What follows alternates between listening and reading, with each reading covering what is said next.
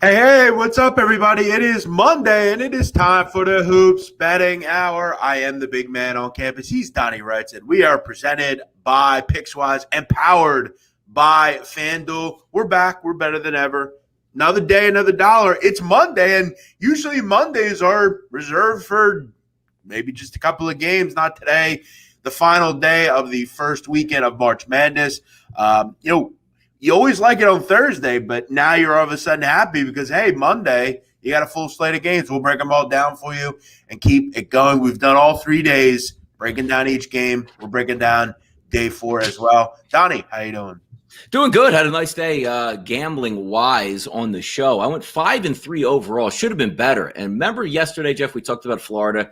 I'm like, I hate this Florida team. I'm not really sure about this team total. 78.5, let me go over. Yep. As I'm laying down in my bed, there's about 3 minutes to go. I see the Gators with 78 in the lead. I said, that's at least, Jeff, 7, 8, 9 more points over the last 3 minutes in a close game where they have the lead. They didn't score again, and I end up losing that one by a half of a point. Second time in this tournament, Jeff, that I've lost a team total by a half point. But, hey, you come away with the profitable day. It's all you can ask for. But those darn Florida Gators, Jeff. Yeah, we'll do a quick recap here at the beginning, which I want to get into that because that was a wild beat.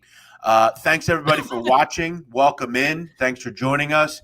As always, make sure you hit the like button. And if you're new around here, make sure you subscribe so you never miss a show. We're here every day at 9 a.m. breaking down the college hoops card.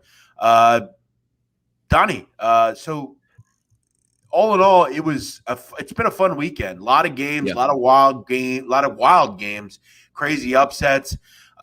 Real quick, just a quick recap of yesterday. Loyola Chicago. I mean, I hate to pat myself on the back because, listen, Donnie, I take crap when I lose. People run here, oh, Texas, great call, Texas. Give me some respect to Loyola, Donnie, okay? I mean, I've been calling on this team since November. That's your absolute squad. And to be honest with you, again, if we take away, Jeff, everything that we know about the tournament, everything we know about the season, if I dropped you in from another planet and you got to watch that game, you'd be like, damn, Loyola is it? What are they, ranked number 3, 4 in the country? Yeah. Isn't that what you would think? They're good. They're really good. Eventually, they're elite, and, yeah, they're really good. You know, Illinois, I mean, Donnie, Ayo Dosunmu with 9 points yesterday, 6 turnovers. Yeah. Not good enough, man. I mean, they had a great game plan for him. Just a really well-coached basketball team. And, you know, now look at them. They're 15-1 to win the NCAA tournament. You look at the way that, you know, their road to the Final Four. I mean, it's not out of the question to think that this maybe could be the year they get to, to the championship game or even further. Who knows? The great thing about this tournament, Donnie, is you just play who you play. You let the rest of the bracket cannibalize itself, right? Yes. So that's what you're rooting for there. But also to keep in mind, even Loyola, I know you have a futures ticket from outside the tournament, but even getting into the tournament, Jeff, 70-1, 75-1, they are now down Loyola Chicago to 15-1 after those 2 shots, because the one thing that we were talking about before the tournament started was how tough Loyola's first 2 games would be. And they get the break against Georgia Tech where they had to say, but hey, you need breaks to win stuff. You need things to go your way. They get the break in that game, they move on. Then you go up against Illinois, which we thought was that game where it's like, if they can beat Illinois, now we're talking. And you know what? They beat Illinois, and now we're talking. So here we go. Those odds drop like a rock into the top, 4 or 5 left in the tournament. We did the double dip in that game. You had first half Illinois Chicago or Loyola Chicago. They ran away, were up 10. I had the full game, so it was a nice little winner there. Wisconsin, Donnie, just didn't come up. I mean, fell short against Baylor. Baylor looked good. They looked like they did. Yeah, they were just rocking. I look back on that one. I was at the Sportsbook, Donnie, and there was a kid there. Okay, a kid I know. I've known him for years. Kid couldn't win. I mean, he's losing everything. And he comes out and says he liked Wisconsin. I said, I should have bet it. At that point, I should have known. But, yeah, they come out firing. I was impressive.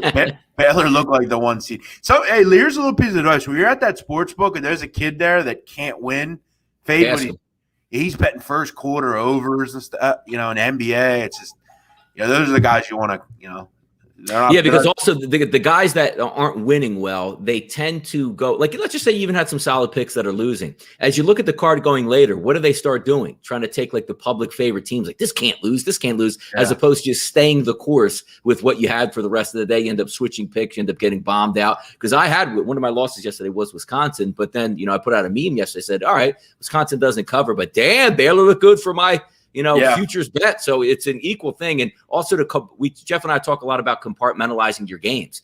It's okay to day of the game bet Wisconsin. That's so stupid, Donnie. You like Baylor to win it all. No. You have to understand the metrics and the day-to-day flow of gambling, what you think makes sense. You have to take those futures wagers out because I'm telling you right now, if Jeff sees a game coming up where he doesn't like Loyola now playing the favorite role and says, look, hey, I didn't expect this game to be here. Now I like the points in this one. We will do that because you have to take your futures out of play when you're talking about day-to-day gambling.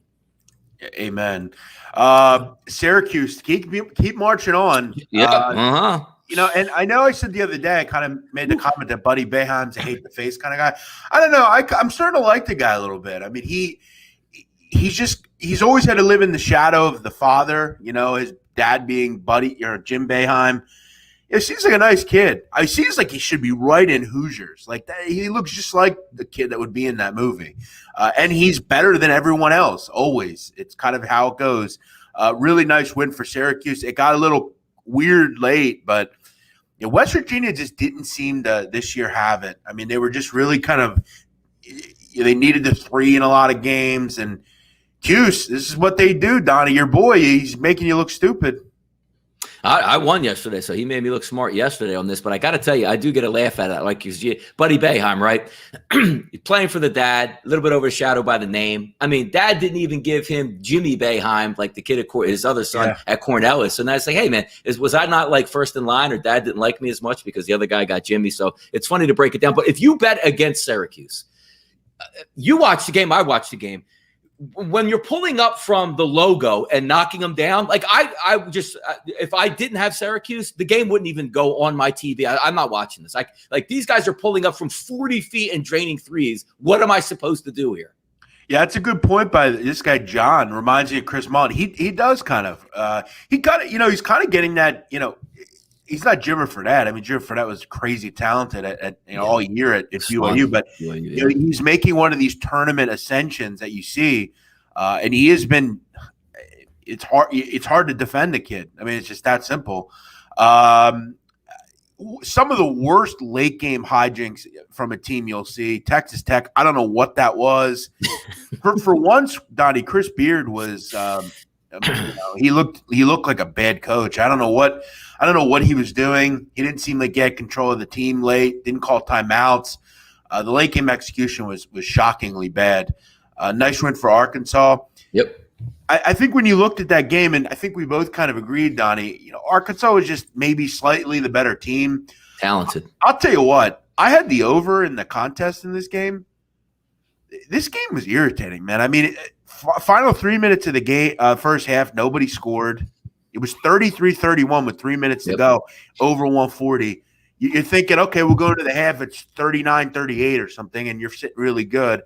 Then in the second half, for over the last 3 or 4 minutes, I think they scored 3 or 4 points. Just this is where totals are really annoying, really irritating. These games tighten up, but a nice win for Arkansas. That's a big game against Oral Roberts. That's going to be a high-scoring one next game. Yeah, I tell you also one that I was on my, had to pop the TV on, was doing a couple things and saw this game coming down the stretch. And I'm like, no, man, come on. I got a nice future on Houston. We can't go down the Rutgers in this game. They're down 10 late. Doesn't seem improbable to come back. And now you have an electric ending that I also had the under in that game. So it was like that double-edged sword, Jeff, where I wanted Houston to win, but I didn't want them to go on a surge. They locked up on defense, a beautiful M1 at the end of the game with a rebound and a clutch foul shot made. And then, of course, how fitting was the ending, right? Geo Baker with the ball, stripped, game over, Rutgers goes down. But the good part about this game, Jeff, is if you're Geo Baker this morning, you're laying in bed like, man, no longer can I be taken advantage of by the NCAA. Perfect ending, right? Now he'll be back on, I'm not NCAA property, but I did play this weekend. You hate to see that, right? But yeah. No, that was one of the games where I was looking, I was saying, I really don't want Rutgers to win because I really don't want to see Rutgers anymore. Rutgers is one of those teams they're on every night and they're in New Jersey, whatever, but I don't ever watch them. We can't bet them in New Jersey. They're like a forgotten program. Their football and their basketball team, Jeff, they made a run to the tournament, which is awesome. Nobody's ever seen it. But for me as a betting person, it doesn't come up on my card because I can't legally bet them in New Jersey. They're like the forgotten team. Something has to be, first of all, something has to be done about that. Because I live in New Jersey, I can't bet. Like, I'm good. Am I going to go up and, hey, Gio, here's $100, blow the game tonight? What? Like, stupid. It doesn't make any sense. You're right. I mean, in Pennsylvania, I can bet on Penn State or Temple or something. It's weird. I don't know why they do it. That's still a mystery to me. I don't understand it. A couple other ones here. Oral Roberts, Donnie. Talk about a comeback. They were getting blown out. Choke job. Just a choke job by Florida. They're doing whatever they wanted and just decided to not do whatever they wanted. Good for Oral Roberts in that spot because Florida, even though they are a big program to me, Jeff, I don't mind seeing Florida knocked out because they don't do anything for me, right? Oral Roberts is a fun team, up-tempo, shoots a lot of threes. I can handle that, but to say me losing that team total 78 was ridiculous in a nutshell. I couldn't even believe the updates I was getting. Like, 2:18 left in the game. They're going to score. 1:45 in the game. They're going to score. 1:16 left in the game. They're going to. I'm like, what the hell is going on, Florida?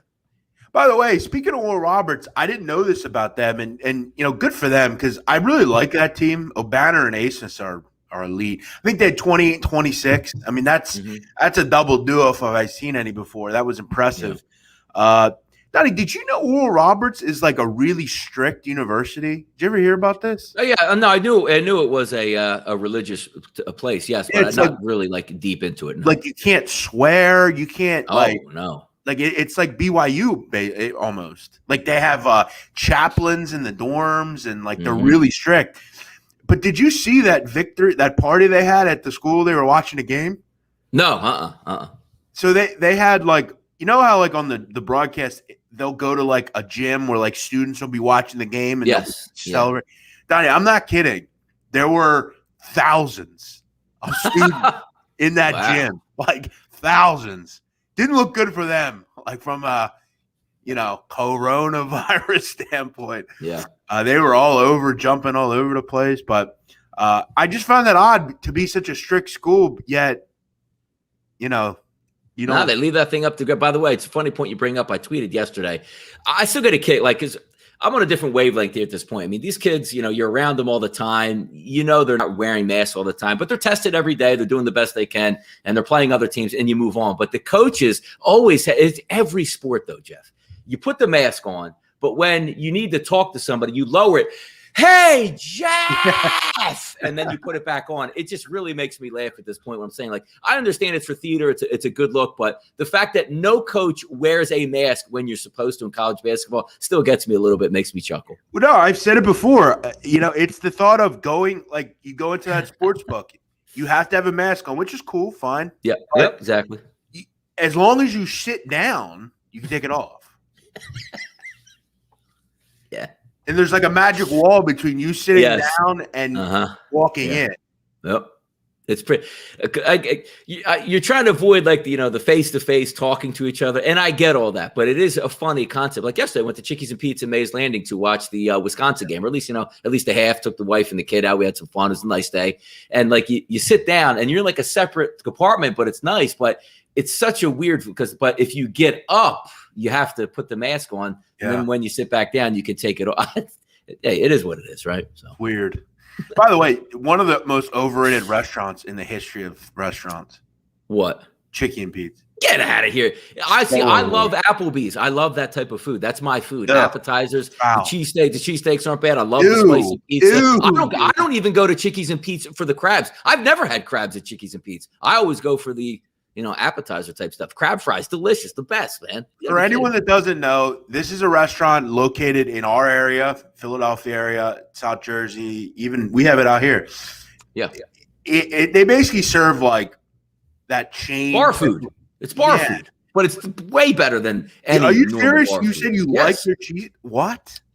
Love it. I love everything they have in there. Everything. But their staple is crab fries. Crab fries. Yeah. Yeah, they're like just fries with Old Bay on them, basically. Pretty much. Yes. With cheese sauce, they come on the side. Yeah, it's like Wow, I can't believe you said Deliciousness. that. You usually have, for the most part, you have good food opinion. That cheese, do you get lettuce and tomato? I love bar food. Dumb idea. No, yeah. Funny story yesterday, because we'll go in there, right? And we'll, hey, the kid wants chicken fingers. We want some fries. We got a pizza. But she wanted to get a cheesesteak. So then I'm just like, and we would split it because look, man, I'm not a gavone where I'm just going to have like cheesesteaks and pizzas and just like stuff myself. So, all right, you know what? I would like one. Let's split it. So we actually, Jeff, had to settle on a cheesesteak with just fried onions, which you would be proud of. Good. That's how it should be. I know there's a lot of people in here. We've had this wild conversation that Donnie Rightside, who's from. Yeah, but I will eat anything. Yeah, but see, I like it. I prefer a cheesesteak with lettuce, tomato, and onion, but I will eat it anyway. It's not that I get you like it. That's totally fine. You could put God knows what on it. You could put cereal on it if you want. The truth of the matter is you actually think that it's normal to do it. Yes. If I go in the best cheesesteak places in the world, which are in Philadelphia, on their menu, they have written they do it on the menu, but that doesn't mean they have jalapeno poppers in the menu, but not most people don't get them. Yeah, but you act like it's something where it's like I have to ask the guy to make it special in the back. On your menu. That's widely known. Ordering a cheesesteak, you do not get lettuce and tomato. You just don't. But it is on their menu, so it's not like, hey, this is ridiculous. I would never make that for you. Now, if you go in there and ask for mayonnaise on it, you might get thrown out, but that's another story. Well, I'm sure you do that too. A couple other ones. North Texas, I don't know what this was, to be honest. Donnie, it was 21-13 North Texas. Yes. I had North Texas. I'm thinking, awesome. Playing the right game plan. Perfect start. Yeah. Before you know it, it's 47-27. They're losing. I had the under in that game, so that was out the window too. I got to ask. I got to wonder. Why do I never get this to go my way? Why do I never get that big just drubbing, bust out? Yeah. How does that feel? Because I don't know how it feels. I guess I did get it with Oral Roberts. I had, that's the thing about that contest, Donnie. The goal every day for me is I just want to hit that best bet thing. Because you get 2 points for best bet. So I just want to hit that. But yeah, I had one brutal beat again with the over yesterday in that Arkansas game. Just annoying. I got to tell you too, the late game, Oregon State, Oklahoma State. Didn't watch it at all, but I saw like a couple updates early. I wasn't surprised in the least because I had Oregon State yesterday. I wasn't surprised in the least, Jeff, when I woke up and checked the score and Oregon State won by double digits. This is a team I didn't watch all that much until the tournament itself. And I'm saying they continue to get the 6 points, 6.5, 8, whatever it was in the first round. I was the least surprised that I picked Oregon State and they won by double digits. And again, I don't know. It's just an odd feeling. They continue to get, Donnie, very good matchups. First two matchups they've gotten, two teams that can't shoot. Yeah. Okay, and Oregon State's going to zone you, and they're just going to zone, and they're going to say make shots. Tennessee definitely can't do it, and Oklahoma State could do it. Donnie, Oklahoma State last night shot 28% from the field. It's not good enough. They also missed 13 free throws. Did you see how many free throws again? There were a ton of free throws. No, 50. I didn't watch. I didn't see 1 second of live action there, except from seeing an early score to the final in the morning. I think there were 60 free throws combined. Jeez. Donnie, Oregon State shot 91% from the line. No. Oklahoma State shot 65%. That's the difference. You can't do that. Win. Donnie, Oregon State is going to get crushed. Uh-oh. Yeah.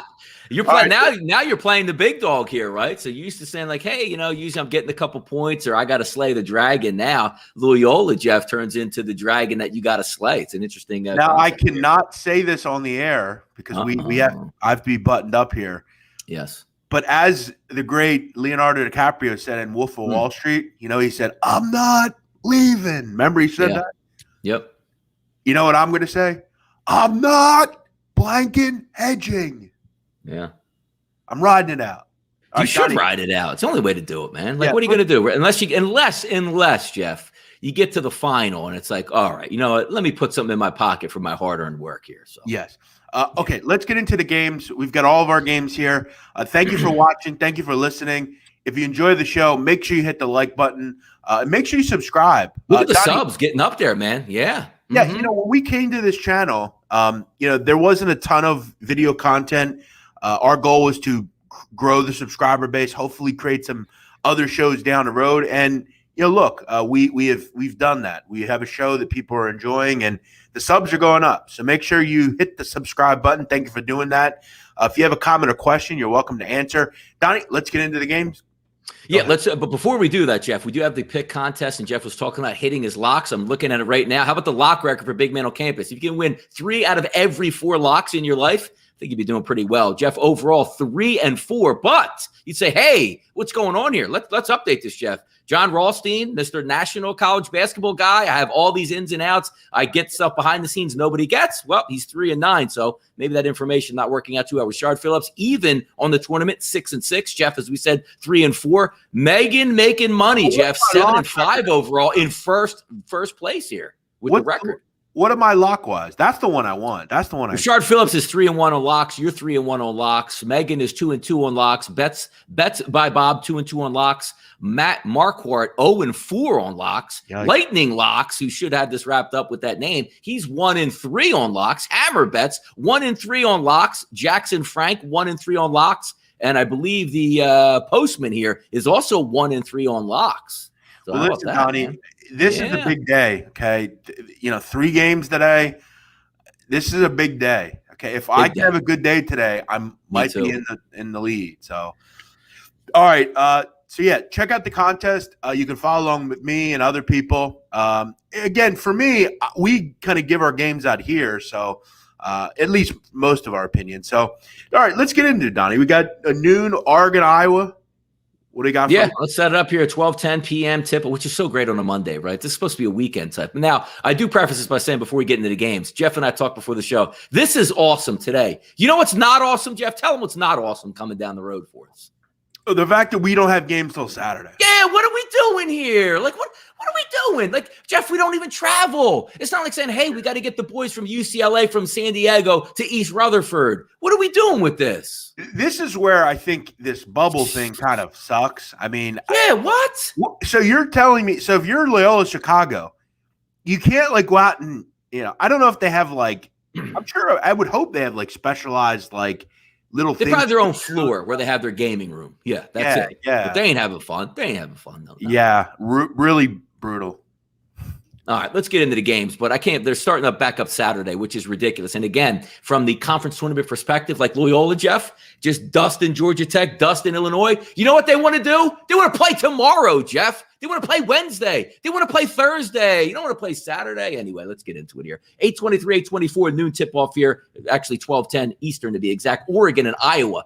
Opened up as a total, Jeff, 146. Now see that shift up to 148. And how about Iowa on the move here, Jeff? -4 to -5.5. Your early thoughts on this? Because Oregon, technically a W in the tournament, but did not play. Good for Oregon or bad for Oregon because they haven't played yet and Iowa has. Yeah, you gotta feel like they're chomping at the bit to get going here. You're a young man. You want to play basketball. You want to get out there and go. And they've been sitting for a while. It could obviously be a little bit of a slow start. It's almost a mini COVID pause, right? I mean, haven't played in 10 days, but luckily they'll get back out there. They'll be ready to go today. Look, Donnie, I'm done with not. I'm sick of not betting Iowa overs. I mean, I watch this team every game, and I see them just dominate offensively. There's really no one that can stop Iowa. They have a Gonzaga feel to their offense, Jeff. Yeah. I mean, you get it to Garza, and he either breaks you down and kills you or throws it out to a shooter, and if they hit a shot, they're a very tough defense or a very tough team to defend. I'm sorry. And when I look at Oregon, they haven't been great defensively this year. This is not a vintage Oregon team. I mean, they're good. I wouldn't say they're not bad either. They're just kind of average. They're an average defensive team, which is different from a normal Oregon defense. I'm willing to think Iowa kind of does what they want to do. They do their normal stuff. We know they're going to run with pretty good pace. They've got efficiency. And when you look at Oregon, outside of kind of maybe a slow start just because of not playing for a while, but this has been a very good offense as well. They're a top 15 efficiency offense. We know Iowa struggles, particularly on the perimeter to defend. I expect a lot of shots to go in this game. It's really obviously going to come down to, Donnie, are the shots going to go in? I think there's a big-time advantage for plenty of points in this game. And one thing that I think is also nice is this total is not mid-150s or 156. it's, manageable. At least for me at the contest, I took it at 147. I think that's a manageable price, even 148. Game kind of screams, 76, 74, 78, 76. I'm willing to believe someone even gets to 80. This should be a game where two teams are just ready to go. A lot of good shot makers on both teams. I don't know that Oregon has an answer for Garza. I don't think anyone really has an answer for Garza. That's the way I would lean in this game. I think we see. No, and I think you're right. I think you're right on that because it comes down to some components, and you're right. You're talking about efficiency on offense. Oregon has it. Because there's only one team out there, Jeff, more efficient than Iowa, and I think we know who that is. And I actually, tipped it there by saying this team looks a lot like Gonzaga. They can do a lot. Inside, outside game, 3 balls going down, penetration, big man to dominate. They can do it there. But the one thing I like about this game, if I'm looking from an Oregon perspective, I don't like the fact they haven't played yet. So maybe you still get a little bit of that, tension in the first couple minutes. But they're a top 20 team in the country, Jeff, being Oregon, at making 3-point shots. And you take a look at Iowa's defense, 220th in the nation at defending it. If they can make their threes, which you said, that's going to be a key component to this game. Also, Iowa's defense doesn't force a lot of turnovers. Oregon very good with the basketball. I'm going to take it. I'm going to fade a little bit of the line move here. I do think Iowa is the better team, Jeff, but I'm going to take the 5.5 points here with Oregon in this one. Interesting. Yeah, I think for me, I think that's a pretty solid number. I don't think there's a ton of value. I think Iowa will ultimately win, but we've seen Iowa have been they put a lot of close games. Yeah. I feel like this game kind of screams 81-78, something like that, where, Oregon is kind of right there. They don't ever get up and over the top. Yeah. Here's what I'll say about threes, and I'm going to tell you right now. I'm really irritated. Threes have seemed to go in for every team. Please just make this not the one game where no one can make shots. Yeah. All year, Iowa has made shots. Yeah. I'm going to be sick to my stomach if today's the one game where they don't. I'm going to be really annoyed. But good luck, Donnie. You got 5.5. That's a pretty good price. I know the sharps are on Iowa, but, sharps are meant to lose. And Donnie's pretty sharp himself. So we're going two different ways here. I like the over. Donnie likes Oregon here. Let's get some points, man. Let's get some points. Everybody can be happy because if there's a lot of points in this game, that means both teams are scoring. So I always like to look at it this way, Jeff. If I'm down 8 when nobody cares in the game and I got a wide open triple from Oregon, send it in, Jerome, and let's see what we can do with that. But a good game to start. And again, we're lucky, Jeff. It's a Monday. Usually we're like, oh, man, what a weekend. Now we got to get ready for, the Sweet 16 coming up. We're getting after it today. This is a great game to start it. Go ahead. By the way, Donnie getting 5.5 at Fanduel. That's the yes, that's it. That's the lines we use up and down. And again, Jeff and I don't, mix nonsense in here and say, hey, I got Iowa yesterday at 4. No, come on, man. We're doing a live show now. You got to be real on the odds, and that's what we got to take it. Because we joked the other day, I actually did decently, where I'm taking everything against the grain. Hey, I like the under. Well, it was 139. Now it's 136. Some other shows, Jeff would have said, I got the 139 at the opening jump, and that's what I'm sticking with. Not here, Jeff, right? Come on. We're being real with the people. Well, I will say this, and again, I want to make people very clear of how things are done. On the contest that we're doing, we have to have the picks in the night before. Yes. Yeah, this isn't exactly. Jeff. We're just sharing our info. Whether you bet it is up to you. We're just here to give you our pick. I do think this, the number's at 148 currently. I still think that's a pretty good number. I'm confident in this one. Really, I think anything under 150 is pretty solid. So let's move on to the next one. Next one, Jeff, your boys here, the absolute machine. And, me and Jeff are sitting on some good future numbers. They're improving every single day, but they're predicated upon one thing, Jeff. And what is that one thing? Gonzaga losing. Yes, well, I don't know if they're going to lose. 2 touchdown favorites today against Oklahoma. Maybe you can bring Kyler Murray out and Jalen Hurts and see what they can do some damage. Baker Mayfield here, but this is going to be a tough one. 8-17, 8-19 here. Opened up at 14, Jeff at FanDuel. Still sitting at 14. Over under 154.5. Still at 154.5. So not a lot of movement in this one. Last game I had Gonzaga, Jeff, and I said, you know what? Mark Few's a really nice guy. You don't want to embarrass these kids that just got to the tournament and living out their life. Well, he embarrassed them. They dropped 55 in the second half, damn near won by 50 points. So I'm out of the way of the train. Look, the train's going south. I'm hopping on the back end of it. I'm heading south as well, Jeff. Team total for me, Gonzaga over 84.5. I don't give a damn. The offense, they don't care what the score is. They don't care what the time is. If it's the 11th guy on the team, he's draining threes late. They're not running the clock down. They're just running their offense. They're going to score. That's the way I'm going here, Jeff. Any upset-minded Oklahoma, or does the machine just keep rolling to the Final Four? Oklahoma could bring Blake Griffin currently onto this team.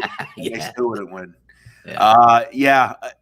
I'm not. Buddy Hield, whoever. Bring them all. Yeah. Man. Oh, yeah. Bring Buddy Hield back. Whoever.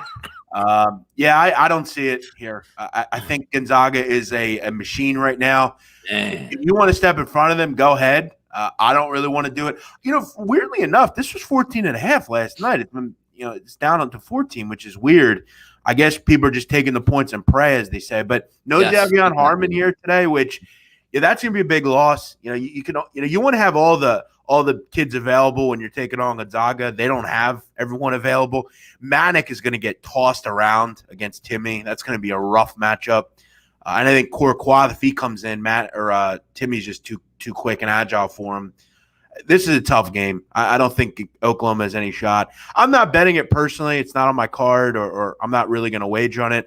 Lean Gonzaga, I think they win by 20. I think this is almost I thought it'd be a little higher, 16.5 even.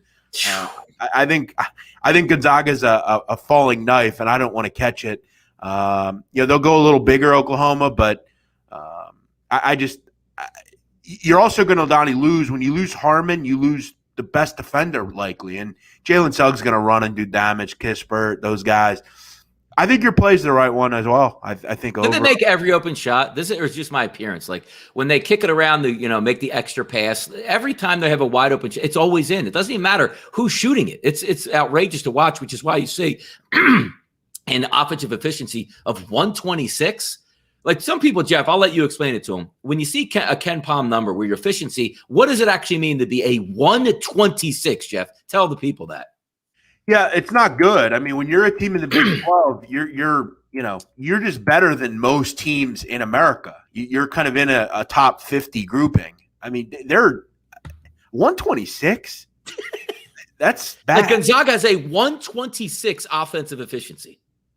You say Gonzaga or Oklahoma? Yes. No, yeah. Gonzaga. Like, tell the people what that means. Like a 126. Like, you look for, like, hey, really good efficiency. Okay, I thought you meant – I'm talking about the offense. Okay, sorry. I thought you meant ranked. I was like, what do you mean? No. Okay, yes. 126 is, real high. I mean, I'd have to go back and look. I don't know. Like, one of the best offensive teams I've seen was the Villanova team that won the NCAA tournament a couple of years ago with Jenkins. That offense was incredible. I have to go back and look what theirs was, but 126 is about as good as it gets. I think they're 2 points better than anyone else. So it's pretty crazy. When it comes to greatest offenses in the history of college basketball, this will be right up there. By the way, Donnie, the year that Villanova won, you know what their offensive efficiency was? What was it? 127.8. Wow. Jeez. Wow. Oh, my God. So, I mean, think about this Gonzaga team. That Villanova team was 2 points better than them. That's amazing. It's really good. I mean, 126 is incredible. Incredible.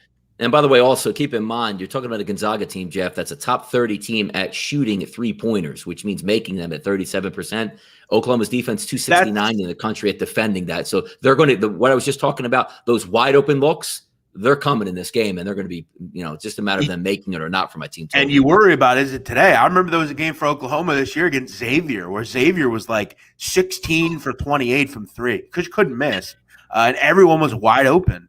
You cannot continuously allow teams to shoot wide open shots. In this day and age, teams are too good at shooters to miss.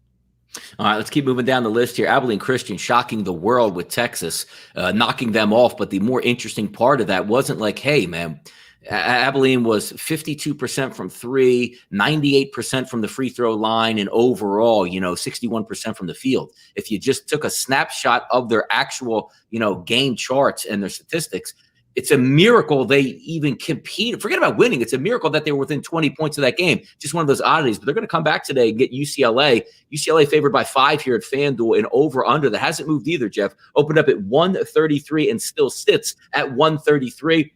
We know Abilene, very efficient offense. Obviously didn't look that way against a better team with Texas that they just played. But now going to UCLA, who I don't think is as good as Texas, but on one of those hot – the Pac-12 is hot right now.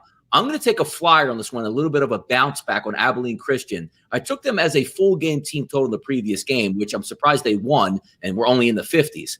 I think if they want to win this game and compete, they have to be competing in the first half. I'm going to take a flyer here on the first half team total for Abilene Christian, Jeff, at 29.5. I have them getting to 30 at the break. If they do, it's a winner. If not, I'm going to lose this one. Just a feel. Because, again, try to pick every game and try to find something that makes sense. I'm going to hope Abilene Christian opens up their offense a little bit here in the first half and they can get to 30. Yeah, this is you're ballsy on that one because this offense sucks for the most part. Here's the thing.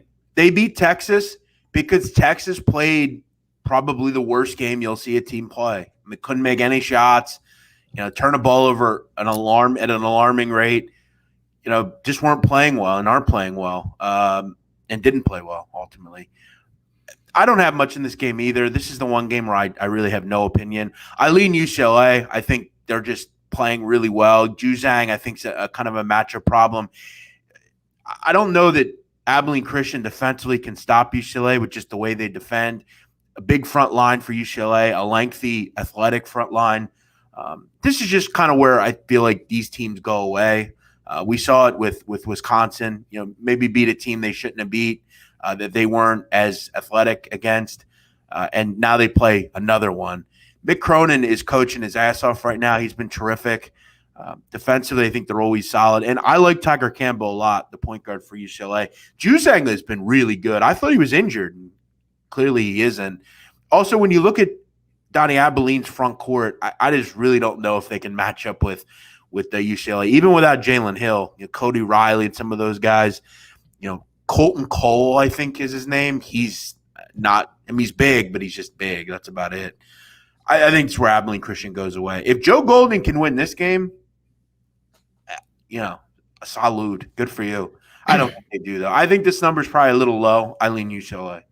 Here's the interesting part that's going to – because UCLA doesn't really turn it over, but obviously number one in the country, Abilene Christian turning you over, which they turned Texas over, which was kind of surprising. But it's actually a decent matchup. ACU, Abilene Christian, is an elite defending team from the three-point line. Now, when you look at UCLA, they do make a good percentage, but they don't rely on that, Jeff. Take a look at their offense, UCLA. 302 in the country at shooting the three, not making them, but volume of shots. So if you're going to say, I hang my hat on defending the three-point line, UCLA goes, well, we don't really rely on that. That's a pretty good advantage for UCLA. And also, if you take a look at Abilene Christian's defense, Jeff, 331 in the country at fouling. So if you have a more athletic team, you can get to the rim, your body controls better, they'll foul you. That could be an added advantage in this one. But the one thing, again, I look at, if the three balls are going down for Abilene Christian, they're going to score some points. Top 50 team in the nation at making the three. Not a great defense for UCLA at defending the three. If I can get one of those first half from these underdogs, which we've seen a lot in the tournament, give me like a 5 of 11 in the first half from three, I'm going to be on my way for that team total.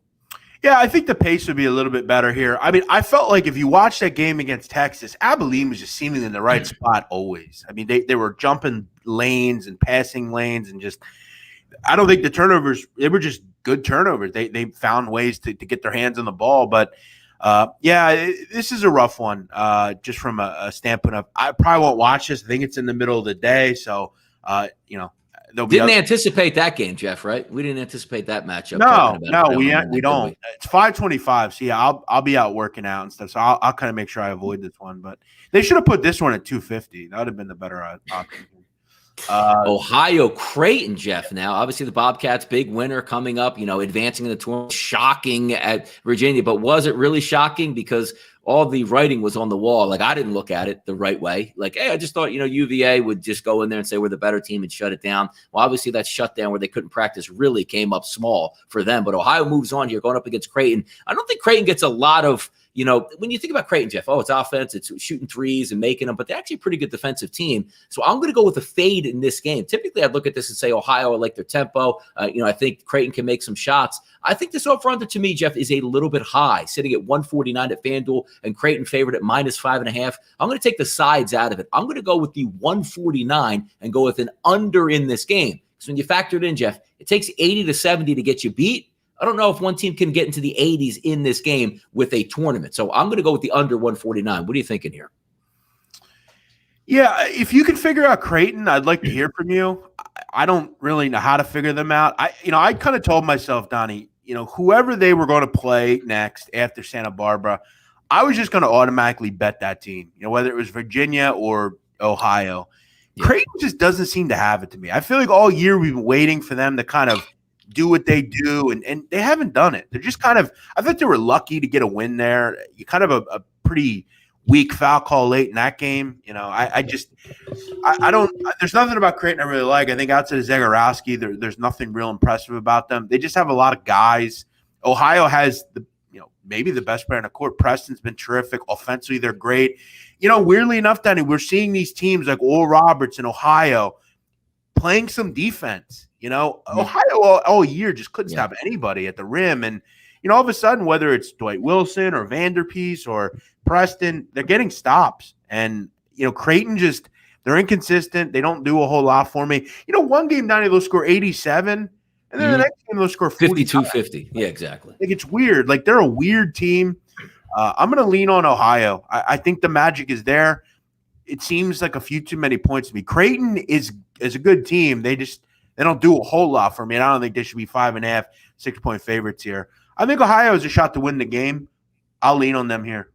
You should get a lot of shots from Creighton because when you take a look at Ohio's defense, 45th in the country at, average length of possession, and then you match it up with the top 40 team in Creighton getting the shot off, that should be there. But the one thing that, again, I think Creighton gets misunderstood, they are a painstakingly good defense. Top 40 overall in efficiency, but 333 in the country at extending it. So this isn't one of those games where we look at Ohio just being able to get out and run. You can't. They're going to slow you down. You're going to have to run your offense. I just need a couple minutes here where maybe a 2-point over the next 3 minutes or 4 minutes, and I got that because I'm not usually betting into a 130. I'm betting into a 149 at this point right now. So I just need a little bit of these shots to fade out here. The concern that you would have, Donnie, for your over or for your under is, Creighton has just not made shots. You have to wonder, is there some positive aggression coming, for Creighton? You got to hope at some point they'll go in.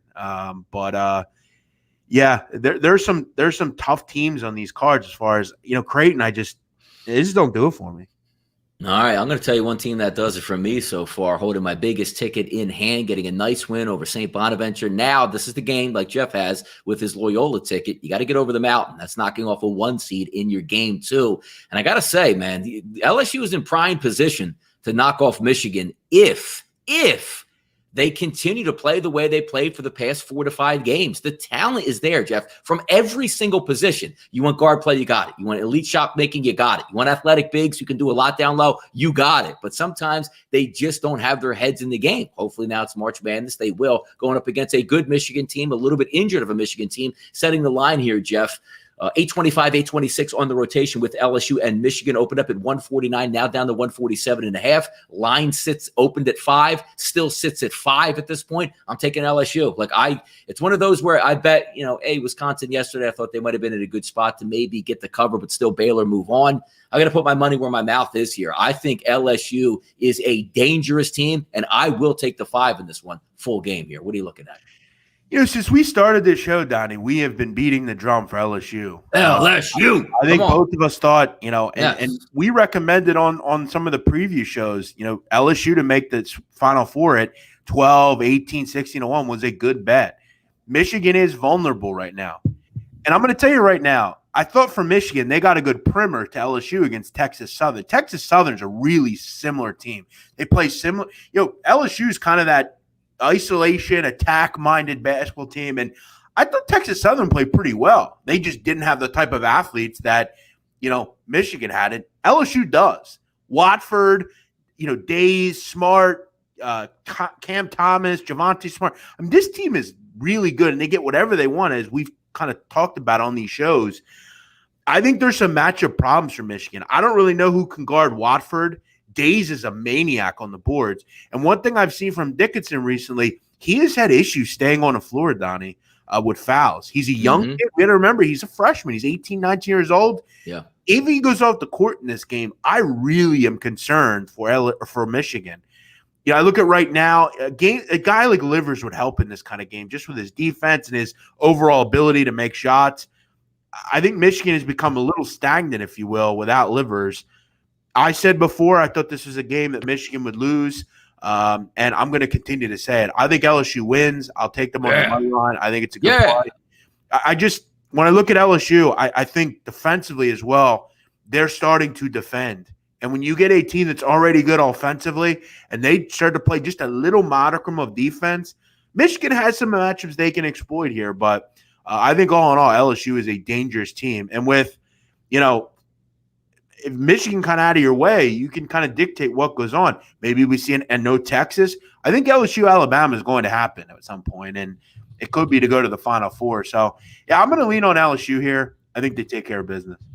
Yeah, I hope they do too as well. And also take a look at LSU's defense. The thing I always look for is how do they defend the three, Jeff? Top 15 in the country, only giving up 29.6% made. Very good. If you can slow it down at that end, I do like that. And also when we take a look at LSU, sometimes they can get a little bit out of the mold, turn the basketball over. You know what's good for them today, Jeff? Michigan, 335 in the country at turning you over. LSU is going to get a lot of shots, a lot of clean looks here. Let's see if we can get some foul trouble. Pick this up. +5. Yeah. I am all the way on that here as we keep moving down. Here's an interesting game. And I got to tell you, I'm lining this one up because I still think Florida State is a athletic team, and you saw that in the last game where they hold UNC Greensboro like 7 points with 10 minutes to go, and for some reason I'm still joking about sweating the team total the second half because they let it get away from them over the last 5 minutes of the first half. But Colorado Florida State here, Jeff, opens up as a -1 point favorite to Florida State. They actually moved up to a -1.5. The over-under in this game 140.5.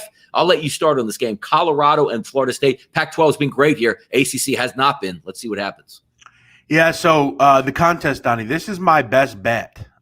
Yes. See, that's why I let you go. Go ahead. I've been doing good with those.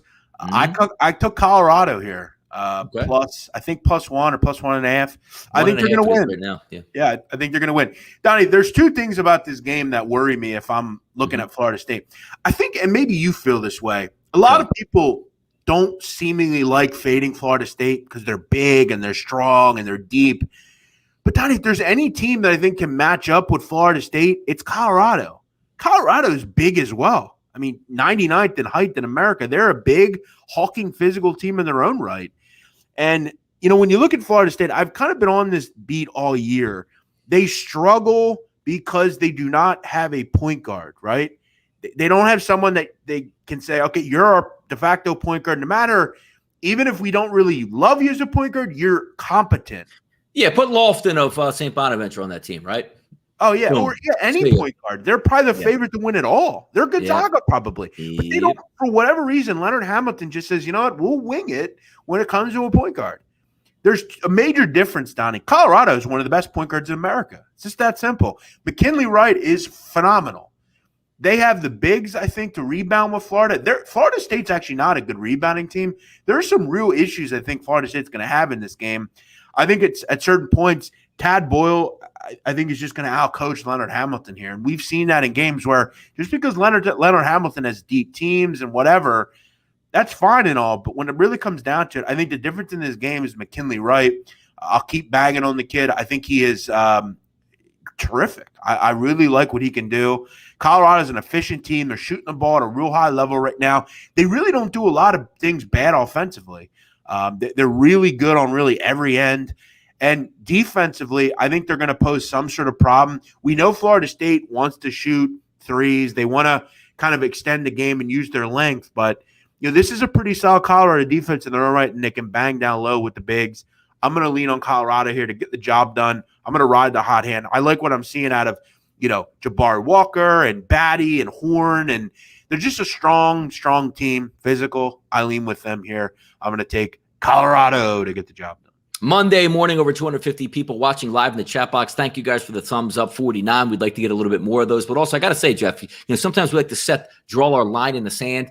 It looks like 1.91 subscribers in there, obviously close to 2,000 here. By the time we kick off tomorrow morning show, even though we don't have a college basketball game to talk about, we could look at the futures, reset the card, get a couple future previews in here. That needs to be over 2,000, doesn't it, Jeff? I think it does. Yeah, look, man, when we started this thing, at Pickswise, Pickswise is a company based in the UK. They've been titans over in the UK for a while, and they're trying to break into the American markets. The goal is to grow a channel, and finding talent that has some sort of following that can grow your channel, precipitously. and that's the goal. So, here's what I'll say to any of you. If you enjoy the content, you've got to support the content, because when you support the content, that makes shows come down the road. So maybe an NBA show, maybe something else. So, like and subscribe, join the show, say hello, let people know that you enjoy the show. And it's been a fun little ride here to do the show each day.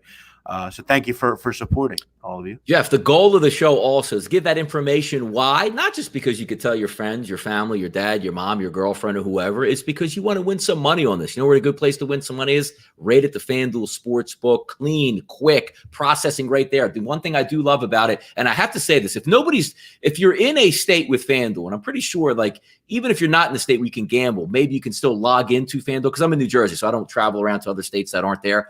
I find myself, Jeff, there used to be a time where I would go to different applications to try to get the quickest scoring updates. Phenomenal. The live betting on FanDuel, which gives you the scores before you watch them on your TV live. Outrageous. Fantastic, Jeff. Have you done that? Do you do that? Or are you still looking at like the old apps? No, I actually follow it myself. I agree with you on that. But I'm telling you, try it today, Jeff. Go to the live application on FanDuel. It comes right up on the interface, and the scores are updated faster than anything. Like if you're using, I don't want to use that other, but like, hey, they're like 4 minutes behind, and the score still says 71-53 when it's 77-68 at this point. Watch it that way. It's phenomenal stuff there. But also, if you want to get down and win money, haven't used FanDuel yet, Jeff? $1,000 free bet. You can get that. Sign up now. You see the link below. What does that mean? Bet 1,000 on today's game. Let's just say Oregon to Iowa. You took Oregon. Oregon got waxed. Oh, well, boy, I lost 1,000. I'm really upset about that. You know what happens in your account, Jeff? Boom! Give you 1,000 back with FanDuel. What? How nice is that? You can jump in to the water. It doesn't matter. Sometimes you jump like, oh, it might be really cold. The water's always warm at FanDuel, Jeff. Jump in. Come on. Donnie, speaking of FanDuel, I was in the kind of the landscape. A Citizens Bank Park was directly behind me yesterday. And you know what I did yesterday at FanDuel? I went up to the window. I said, give me odds on my guy Bryce Harper to win the MVP. And I bet on Bryce Harper. So at FanDuel, 15-1. So there it is. Look at that right there. The link. See it in the chat box right there. Whether you're watching live right now, you can hit that link. If you're watching on a replay, you know what, Jeff? That link is still going to be there if you hit bring up live chat. So always good stuff here at the FanDuel Sportsbook to try to win some money and cash in. Because the big man, once again, who's your lock today, big man? What do we got? Who's your lock? I don't use that word, but I'm going to say. No, you're going to use it today, though. The best bet is I took Colorado in the contest. There you go. 3-1 on there. You go. No, we need that one. That's the important one. I like the other two. That's great, but I want the best bet to hit. There you go. In memory of Rashaan Salam, Jeff, that bet will hit. So let's get that W down there. Let's keep moving. 8:31, 8:32. Maryland and Alabama opened up at 4.5, Jeff. Now sits at 5.5. Over under 137.5, which now goes to 138.5.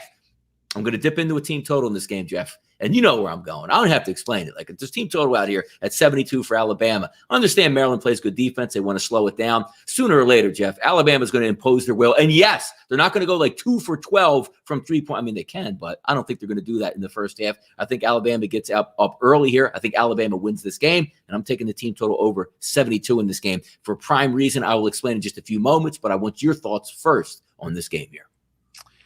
Yeah, this is a tough game. Maryland has been honorable defensively. I got to give it to them, but I hate to do this, but I'm just going to go back and say it. I mean, UConn was disastrous offensively. I mean, they didn't do anything.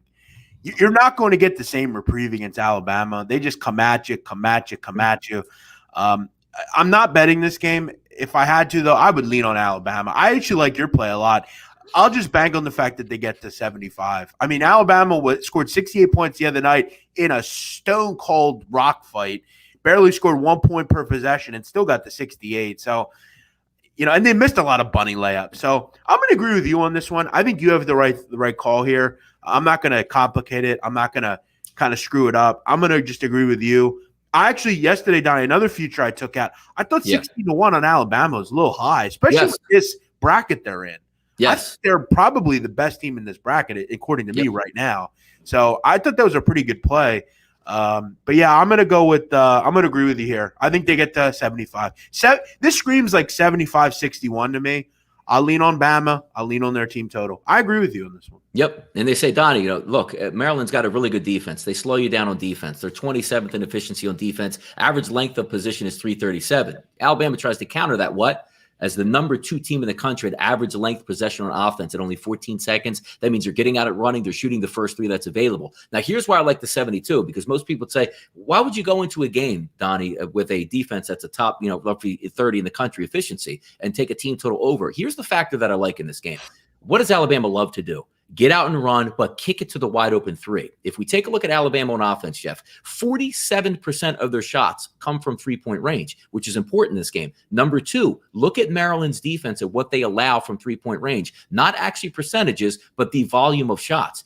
304th in the country, Jeff, at allowing you to shoot the 3-point shot. It's a match made in heaven. So when we look back at the Iona game, Iona plays very good defense. They had their looks. They just didn't make them. The looks will be there again. I'm banking on that. A 35% shooting team from 3-point range getting a lot of open looks is going to eventually hit. And also, Maryland plays really good defense. They don't foul. You know who doesn't care about fouling? Alabama. Why? Because they're shooting 3-point shots. The offense makes sense to me, even though Maryland wants to slow you down on defense. I think Alabama imposes their will, gets up shots. As long as they hit their average from 3-point range, Jeff, they're going to get that 72 today. Yeah, no, I couldn't agree with you more. I think Alabama is legit. We obviously know they're legit. I think, maybe you try to switch it up a little bit. And look, I don't think Maryland doesn't want to run. I think you got to try to speed it up. Get out there and run. Get up and over this defense before they have an opportunity to set up. And you're right. If Alabama could just make, most of their shots, which, again, they shoot the ball really well, so that shouldn't be a problem. Donnie, we all have that perfect matchup we won in this tournament. Yes. If there is a God, okay, and I believe there is, obviously I'm Catholic. I went to church growing up. I went to CCD. I went to Mass. Yeah, CCD. Oh man. Yeah, CCD. Yes. If you're Catholic, you know what CCD is. I went to confession. I was told I was a mortal sinner many times. I need this matchup to happen. If I can get Alabama and Loyola in the championship game, oh man, that would be the Holy Grail, Donnie. Holy Father Grail. Iv. Yep, you wouldn't have to see Father Intantola or anything. You'd just be set. No, that I would pray to Allah, to Abraham, to God, anyone. I would say, Muhammad, what? Everybody. Yeah, we're good because then we have both ends covered. We don't have to hedge. We're just playing. We're rooting for Loyola, obviously. But all right, what do we got? One more game. Hey, one more thing here. I don't know. Is this guy back in 2010? Where are we at here? This comment. Who is Bo Ray was on UConn like 10 years ago, bro. You're still I think you mean Book Night? Is that who you mean? Yeah. He's still upset about some of those old UConn teams, Jeff. I didn't like Ryan Boatwright as a player, so there you go. What else do we have here? Last game of the night, USC Kansas, which is a really interesting one here. Kansas now looks like, Jeff, they're finally going to be healthy in this game. Obviously, so McCormack come back, but also I believe Jalen Wilson is suiting up tonight as well. So they're full go. It's hard to fade the Pac-12. I laughed at the Pac-12 for the last 2 weeks, but this conference shouldn't even have any teams in it. Why do we pay attention? And here they are running roughshod over the tournament the same way we laughed, like, Syracuse, they shouldn't be in here. And Syracuse on their way into the Sweet 16 and whatnot. But now you find USC and Kansas setting the table tonight. Opened up as a -1 point favorite for USC, now climbs to -1.5. Over under 134, Jeff, at Fanduel, now 134.5. I got to pick every game here. You know what's interesting? I wanted to take USC in this game, but now I see a healthy Kansas team, and I take the dog in this. I'm taking the 1.5, Jeff. I don't have much to say, hey, look, this decided advantage in here. I'm just going to lean on Kansas in this game. That's my pick in this one plus 1.5. Do you have a decided edge that you want to let the people know about or some information on? A complete coin flip. I couldn't agree with you more. Tough one.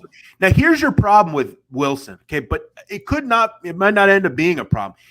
According to Bill Self, Donnie, he'll suit up. If he's here, which is odd.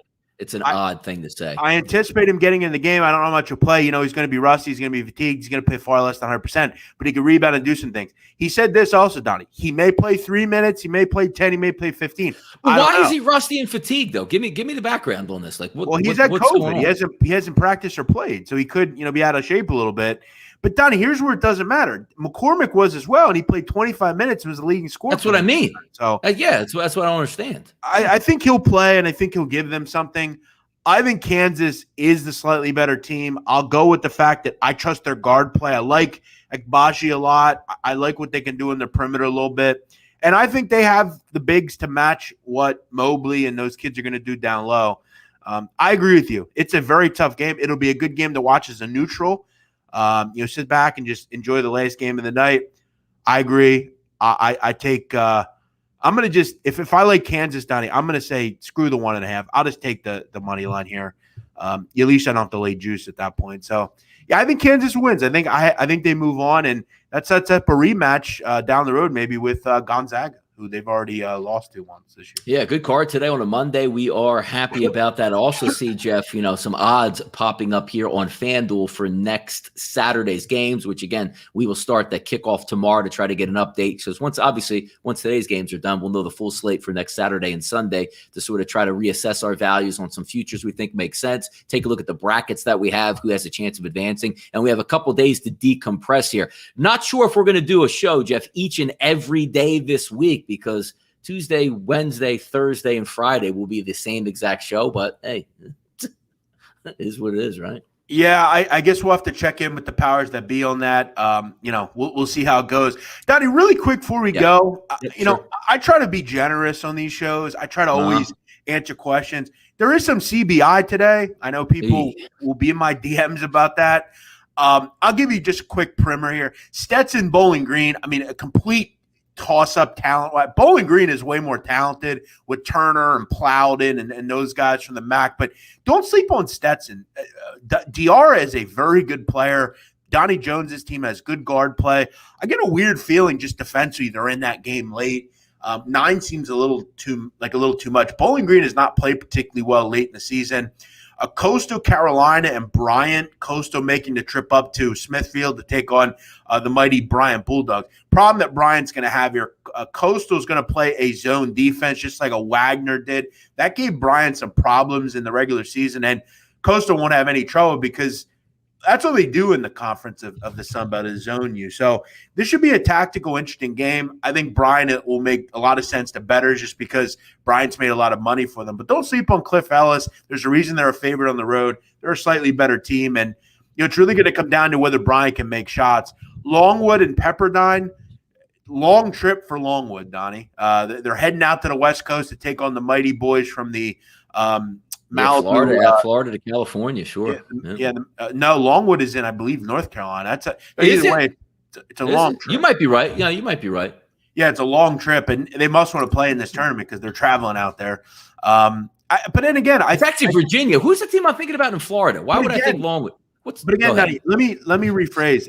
I believe this tournament is in Daytona Beach, so it's a long trip for Pepperdine, not Longwood.